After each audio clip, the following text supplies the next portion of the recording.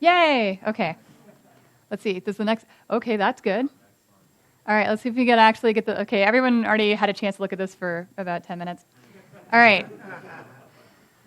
So anyway, Shapely, geometric package for Python.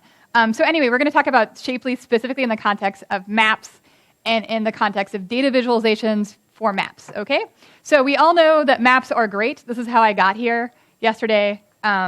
Like maps are wonderful because they kind of provide a solid context for data that people understand. And so they're a really great tool to sort of give that pow to data visualizations where you just sort of blast all the information to people's brains. So for example, this is an image showing a particular neighborhood in Pittsburgh, actually 2 neighborhoods, and showing where all the people who are aged 20 to 24 actually live. And so say you're someone who wants to build a business, maybe like some sort of a nightclub or something like that, that caters to specifically to people in that age range. Where do you want to build your stuff? You can look at this map and know instantly that this is maybe not so great, but here's where I want to be if I want to cater to people specifically in that age range. And so once I have an idea of that geographic input, it's a lot easier for me to start sort of solving my problems. So you could sort of look at other ways of displaying information, like, say, the humble spreadsheet. This actually has almost exactly the same information that I used to build the map. And as you can see, like, there's not as much information in there, and it's harder for people, on a human level to sort of digest this kind of data. So what can mapping do for you? Well, it can give you almost godlike powers, and I will show you how.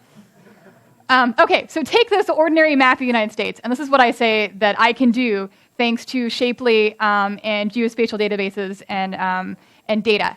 So I can take the map of the United States and I can draw a shape anywhere in the United States. This shape could never have existed in the history of humankind. And I could even make it a non-contiguous shape. I could take part of Appalachia and part of Oregon.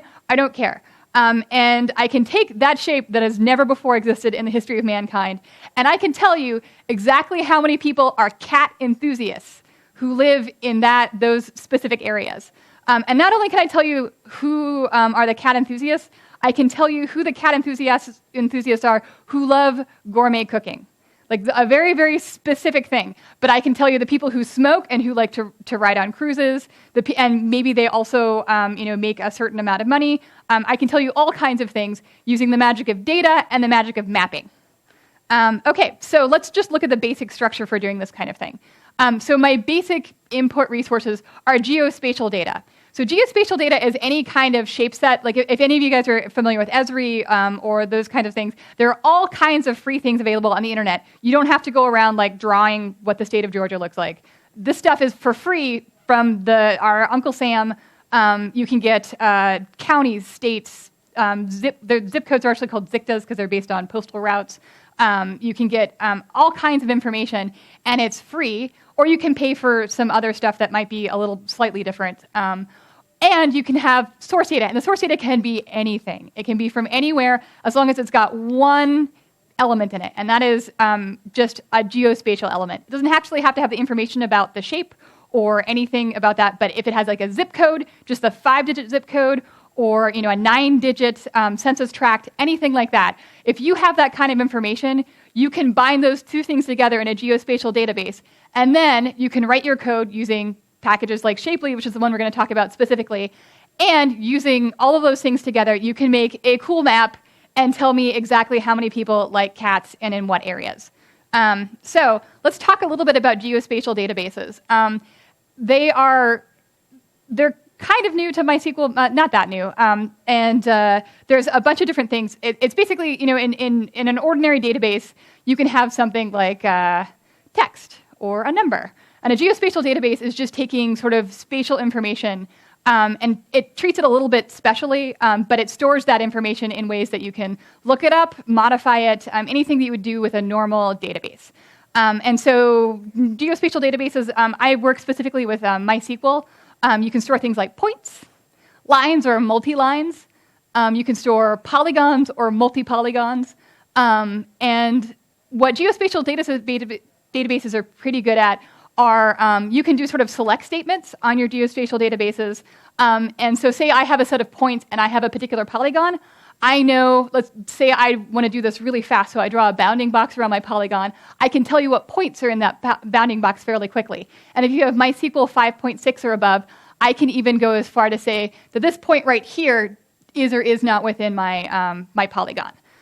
So that's what geospatial databases are pretty good for. Where they sort of fall short is what I can do is I can say, okay, these two figures here, I know that they overlap by some degree. But geospatial databases aren't really good at saying by how much they overlap, or and they really can't do things like unions where they put those shapes together and give them back to me. So that's why we have things like Shapely. So here is a long sentence about what Shapely is. But Shapely is basically, it can be used for almost anything, but it's the shapes, points, and lines in code. And you can use Shapely to combine them, find out if they're within each other by how much. You can make new shapes out of them. And so that's what Shapely is really good for. The manual goes into a lot of depth about it, but it's a pretty fun package to play around with. And so what does Shapely do? Shapely does the same points. It does coordinate rings or multi-lines. It can do polygons. It does exterior and interior coordinates. So that means shapes can have holes in them. So you sort of have your exterior coordinates that make up your shape itself, and then the interior coordinates that make up your hole. And you can even do this with a multi-polygon. And what sort of makes this different than some other formats is that, see those three holes? They will all be listed together. And those three shapes in gray, they'll be listed together. Actually, let's look at an example. So here's an example of just a plain square. This is about as simple as it gets with a polygon in sort of, this is WKT format. It's well-known, why am I blanking on the T? Well-known text, thank you. There's also WKB, well-known binary. And so here's just what this looks like in plain eyeball language, I guess. So we have our gray square that's just, on either side of the 0 in the coordinate system. And then we've got the smaller square within that. And so if we had multiple square holes, they'd just be listed together here, and the exterior coordinates would all be listed together at the top. Nice and simple. And so they're all sort of together in one place. So what kind of things can I do with Shapely specifically? So I can take figures like this, and I can tell the area. I know how many points are in it. I know what the centroid of that shape is. I know what the bounding box is. But I can also do, and that's stuff that you can do largely with the geospatial databases, but kind of the special stuff that we can do that I use a lot is I can take shapes and combine them with unions, or I can do intersections and just tell where they overlap. So we're going to talk about this specifically in the case of maps and data projection in just a little bit. Okay, so now we're going to look for intersecting points and shapes. So just like the geospatial database, I can take a list of points, and I can say yes or no, these do or do not fall within my shape. But the cool thing that I can do now that's different is not only can I say, do these squares fall within my special polygon there, but I can say, figure out by how much they fall in within that figure. So I know this one's in 100%, this one's 80 or 90%, this one's only got maybe 20% of it in there. I get those exact numbers, and they're really important to have if you want to do data projection. So let's just talk a few more minutes about how this stuff all comes together. So we saw earlier that we were sort of using a Cartesian coordinate grid. So everything's just sort of originating from the 0, 0 origin. And so you just basically use the 2 points to basically build all your points for your line or your polygon or your multi-polygon. And so it just fits on this grid. And so what does this grid remind us of? Aha, a map. So this is not everybody's favorite projection of the world, because kind of what it does is it takes a sphere and it turns it into a two-dimensional surface in kind of a naive way. So things that are close to the equator seem kind of small, and things that are farther away from the equator seem kind of big. So this is something that if you use this stuff in a serious way, you sometimes have to account for the curvature of the Earth. and which means you get to dust off your high school trigonometry.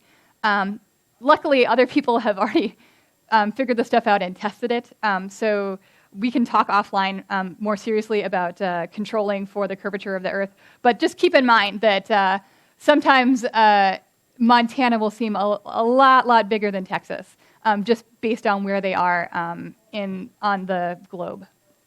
All right, so let's talk about building a map system that's going to take our data and project it onto a map. So like I said before, we start with our geospatial database, and then we build sort of a logic layer on top of that. It doesn't matter what kind of logic layer you put together, but what we do in our case is we take that logic layer and spit out a JSON object.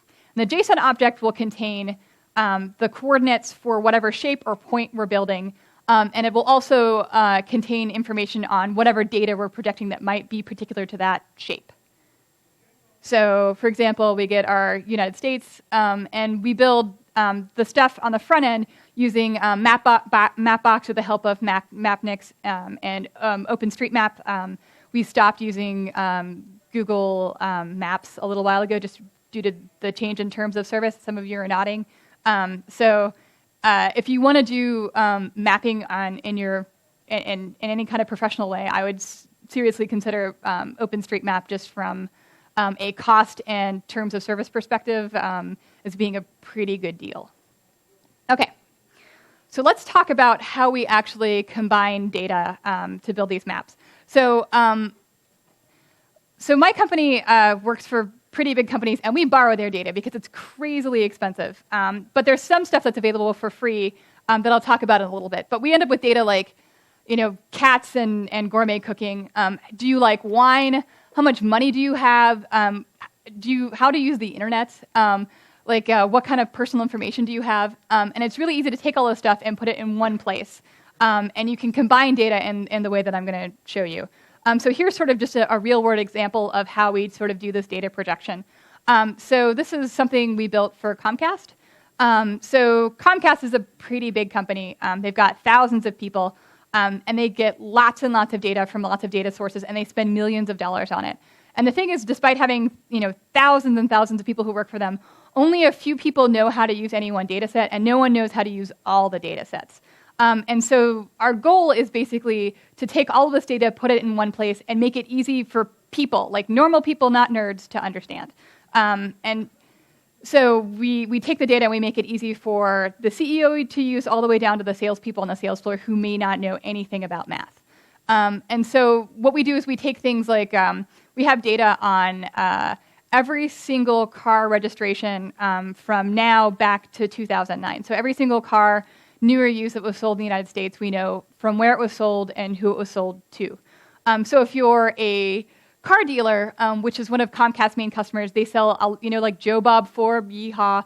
That is who actually keeps Comcast alive, even more than cable subscription fees, believe it or not. So Comcast takes very special pains to sell to these people ads. And so one of the things that car dealerships thought prior was, well, here's my dealership. All my customers are coming from, exactly 10 miles away, and they just draw a circle around it, and that's where their customers come from.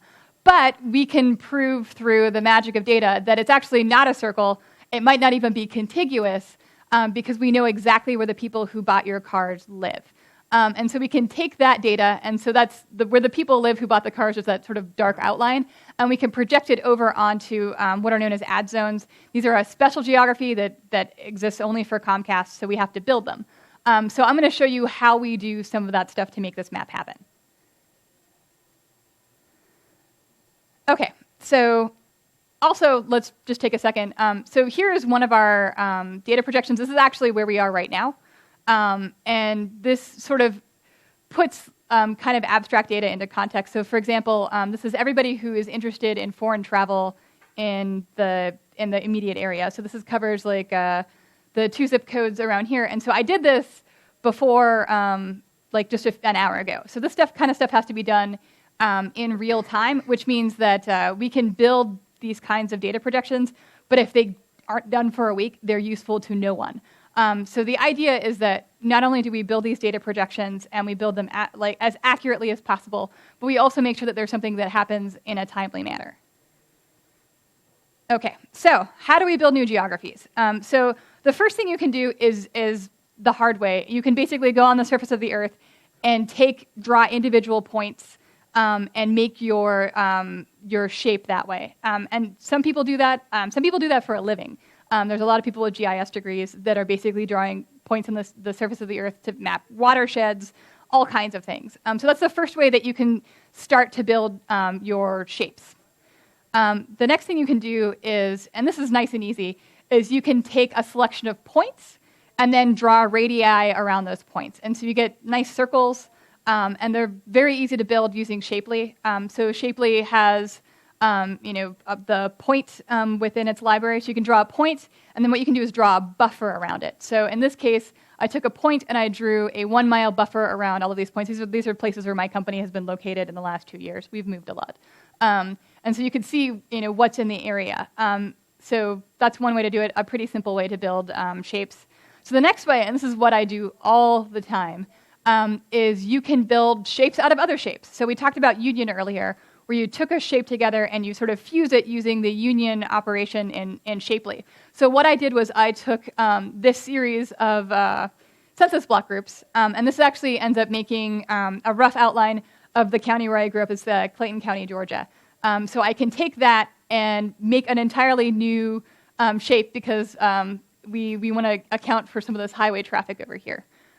So lots of little shapes, new shape. And the other thing you can do is fuse together heterogeneous shapes as well. So this is the example we're going to follow for the rest of the presentation. Anybody think of something that you'd want to sell and you'd want a sales territory for? Nothing? Python. You're selling pythons. Okay, fine. You're selling individual pythons a snake. So this is your brand new sales territory.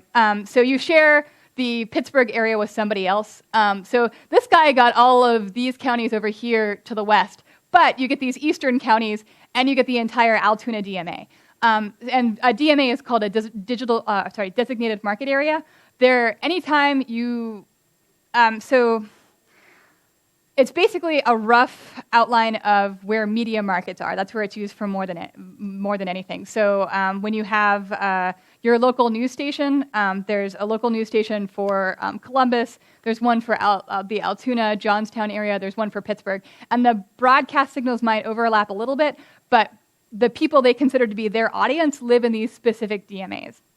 So they're designated market areas. They're pretty important from a product perspective. So we're taking the DMA of Altoona and then these 4 eastern counties here. So that's your new sales territory. And so we're taking these 2 different sets of data and we're sort of fusing them together to make something entirely new. So there's something kind of interesting about this shape right here that is kind of problematic with taking this approach. And you might notice that this line is right here. And it represents a really narrow little piece where the counties didn't quite meet up with the DMAs. Because possibly the people who drew these shapes didn't quite, they didn't talk very much. And so some things don't quite meet up together. And so this is probably a topic for another day. But one of the things you have to be careful about when working with shape data is that when you join things together, sometimes you end up with little gaps or overlaps. The overlaps don't matter so much if you're doing a union, but the gaps do. And so there's some special strategies you can take to make sure that those things don't happen. But they're definitely a challenge when you do this kind of thing that you need to keep in mind. So anyway, that's why that line is there. It's because the counties didn't quite match up with the DMA. Okay, so let's talk a little bit about source data geography. So a lot of these are free and available to you, and you can have them online. At the end of my presentation is a few examples of URLs where you can go and get this stuff. So at the zip code level, there's stuff like Scarborough, Experian, ABC newspaper circulation. So that's what the circulation is per zip code for every newspaper in the United States. It gets smaller as time goes on, if you've noticed. Scarborough is anytime anybody calls you wanting to ask you a survey and it's got a million questions in it, That's probably Scarborough. They track all kinds of stuff. Experian, we're going to talk about this data a little bit later. They have data for all 107 million households in the United States. And you might recognize the name Experian. They're one of the major credit processors. And so this is some of the data that they pull out of there. I don't think it's the data we get is literally, it belongs to individual people. It's modeled somewhat to make it a little bit more anonymous. But that's where that data comes from. And they're also the ones who have cat enthusiasts. So they're the ones we're going to be exploring a little bit further. So at the county level, these things are sort of broken up by county. There's unemployment statistics. So the Office of Budget and Management builds unemployment stats, I think, once a month and releases them, and they have that for free. So that's if you have county level data and you want to project that, that's one way you can. That's one free data set. There's also FEC filings, so you can see for every politician in the United States where their money comes from in a direct way. The FEC publishes that information, so you can see what kind of businesses and people are donating to specific politicians, and that's also available for free online. And of course, there's the U.S. Census. The U.S. Census is great. They have all kinds of race, age, gender information, though they used to have information on income and education, and that has gone away, so write your congressman, because that was a really great thing for businesses to make plans, but that doesn't exist anymore. So our source data is, of course, Experian. It's at the household level, so it's not individual people, so it's just about households where there is somebody who is present who, say, likes cats or dogs or cruises or Beanie Babies. I think Beanie Babies are, in fact, a thing they track. It's crazy. They also have video camcorders, like that. I think that's the phone now, so I don't know. So they track things like cats and people who like gourmet cooking. They also track people who they have wine enthusiasts. They use enthusiast a lot, so we can see that kind of thing. So we're going to look specifically at two of those things, the cats and the gourmet cooking people. So here's just sort of a preview of what the outcome will be. So we have our brand new sales territory that, as far as I know, has never existed in the history of mankind, to which we are selling the Python, which for some reason people who love cats love pythons. I don't know. That's the conclusion we're drawing here. So starting out, we say that there's 64,000 people who love cats who also live in this specific sales territory. Okay, so the next thing we say is, okay, we know that people who love cats and gourmet cooking absolutely love pythons. They're their favorite things. We know we'll be really successful in areas where there are lots of people who love cats and gourmet cooking. You'll see that the number went down to 55,000 people, but actually that's pretty highly correlated, isn't it? That people who like cats, there's only about 7,000 people who don't like gourmet cooking and like cats. That's kind of interesting. So how did we get these numbers? Because we can sort of hand wave them, but I'm going to show you exactly how we take that Experian data, which I have at a zip code level. So I know, as far as the people who live in 15217, I know exactly how many people like cats in there, but I don't know how many people like cats in the state of Pennsylvania or in the Pittsburgh DMA or in the Allegheny County. I don't know any of that.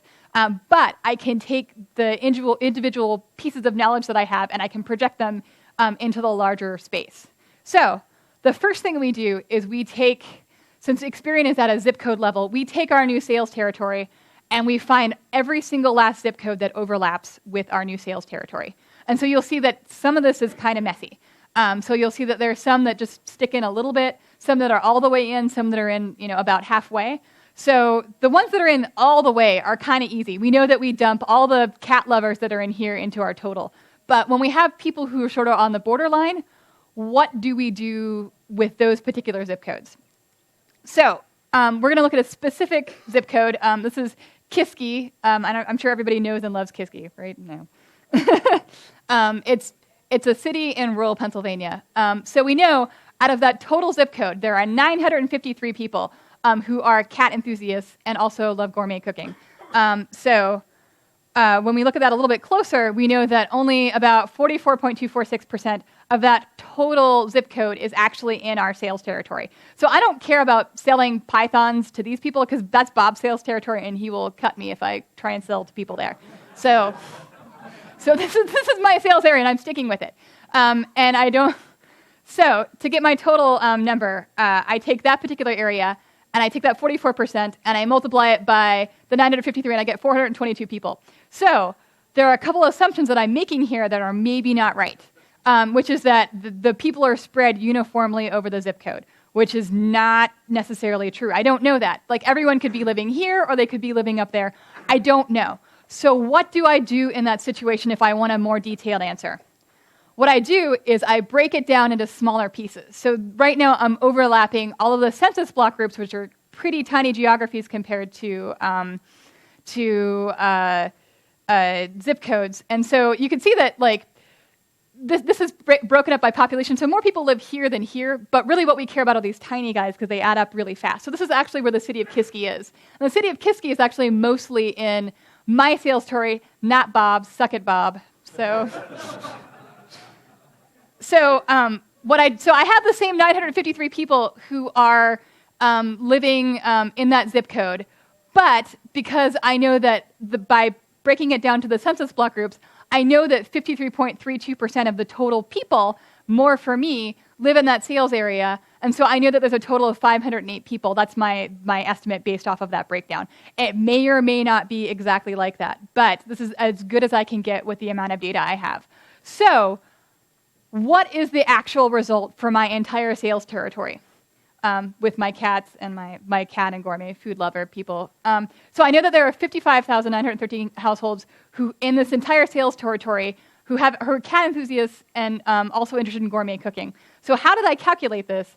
I did not use that census block group breakdown because it actually increases the complexity of my code by an order of magnitude. So if I do anything like that, I only do it if I can pre-compute it. So I tend to do the overlap where I'd end up with 44% of the people instead of 53% of the people because I do not have all day to find out how many people I'm going to be selling Pythons to in this area. So that's basically how we take the data, we break it into smaller pieces, and we project it back up. So this is kind of complicated stuff. Does anybody have any questions about this? Yes? Well, what's really nice about having holes in the middle. Repeat. What does that mean? Repeat the question. Sorry. So if I have holes in the middle of my geography, how do I take that into account? Well, it's almost the same as here's actually Kiski. So it means that I've only got a partial overlap with certain zip codes, and so I can extract that partial, that section that doesn't actually exist. I can remove that because I have holes in my shape. Like I showed you how we had interior and exterior coordinates. So we have this line right here, and we can even pretend like it's a little bit bigger. We know exactly who it crosses with, and we know how much of their territory we're going to have to take out. So what's really nice about Shapely goes ahead and makes sure that happens. So when I calculate the area, so even if there's a zip code that's on, you're only taking out the middle section, Shapely is really good at calculating that I'm not going to be caring about the middle part because I only care about the intersection of those two shapes. So because I'm doing the pure intersection, the holes automatically get taken out. And that's one of the really nice things about Shapely is that they automatically take that into account. Yeah? Is Shapely generating your map graphics also? You have to poke it through something else, unfortunately. Okay, sorry.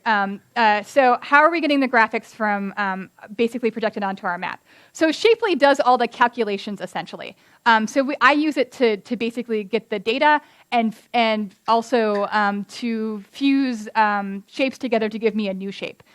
So when I do the new shape thing, I basically write it into the database. So I tend to pre-compute that stuff because building the new shapes can be kind of expensive, which is not a surprise to anybody, I would think. But the area and overlap calculations are a little bit faster because I'm getting a number out and not a brand new shape. So I use Shapely to do those calculations on the fly some of the time. Sometimes we pre-compute them just to save time. But when I get those back, it gets fired into a JSON object. That JSON object gets sent to our front end, where the JavaScript works its magic and then uses Mapnik, OpenStreetMap, et cetera, to put that stuff actually in front of people's eyeballs. Any other questions? Yes? Is the front end open source, or is that a package that you buy commercially? So our front end, particularly that you saw with the auto stuff, that's proprietary. But we use lots of stuff that's available for free to other people. So for example, I've been talking about MapNIC and OSM. We use different JavaScript packages to also do this. I might have to track down one of my colleagues. He's the front-end specialist. I'm more of the data person. But we use things like MUTools and other things. I think that we have a special package for doing the charts themselves that, which are not as cool as the maps, but we have, what is that? I will remember it as soon as this thing is over. I'll remember the package that we use to do our charts. Any other questions? Yes? You had mentioned MySQL. Do you use MySQL as the database, or do you use... We do. I don't know if that's going to last, honestly, because, like, for example, our Experian table has 107 million records in the fact table, or I guess the bridge table. And then we've got thousands and thousands of variables that branch off of that. And so we're sort of kicking MySQL really, really hard when we do a lot of these projections in real time. Because we allow our customers to make their own shapes to their heart's content. And so a lot of times we have no choice but to take a lot of data and put it into one place in a very short amount of time. Any other questions? Yes? For say, like an application like this, how long would the processing time be happening? So for building this particular guy and projecting all of the zip codes into it, we're usually under a minute, like a minute to 2 minutes. So it's pretty quick. And we usually have a hard upper limit for most of our operations for the total amount is a minute, because we're dealing with a network intranet that oftentimes will cut things off after 60 seconds. So we have sort of that hard upper bound for making things happen. And what's funny is also behind the scenes, we're generating PowerPoint presentations of this stuff, which I don't recommend ever doing. But when you work with businesses, like, that's how they work exclusively in these kinds of tools. So while we're building these maps, we have workers in the background. Like, I think we use RQ Worker to build PowerPoint presentations, so the stuff can actually be loaded into PowerPoint at the same time. Yes? So is it starting to detect and falling over? Do you have candidates that you're looking at to replace MySQL? Yes, so the one we're looking at right now is Redshift. In the Amazon cloud, we have not been super impressed, but I don't think we've figured out how to optimize everything yet. So that's currently the candidate we're looking at. If anybody wants to give me information about that, I'd be I'd be happy to hear what anybody has to say about that. Impact of like GIS extensions like Postgres Yeah. versus like out of a regular relations database like MySQL. Is there any of you guys looked at that? No, we haven't looked at it yet. Like, the reason we're kind of married to MySQL is that we know that, like, it's the geospatial databases that keep us there, because we know it's fairly robust. And that's the problem, is that geospatial data is kind of a unique animal, and it's really easy to mess it up. And even within MySQL 5.6, I think in the last month alone, we've found about 4 bugs, like in the original MySQL design, where, like, indexes that are supposed to be happening are not happening. And MySQL is the most stable one that we've been able to work with. So that sort of limits our choices pretty dramatically. Do you work with Postgres at all? Personally, no. Like, I've worked with MongoDB and a few other things, but not actually Postgres. Which Postgres has some geospatial extensions called PostGIS that give you embedded object types in the database. as long as they can do that contains function, because that thing is expensive and we need it.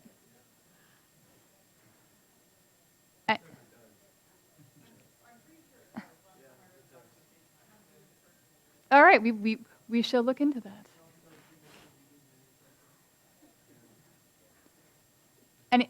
Any other questions? People love Postgre. Okay, we will definitely look at that.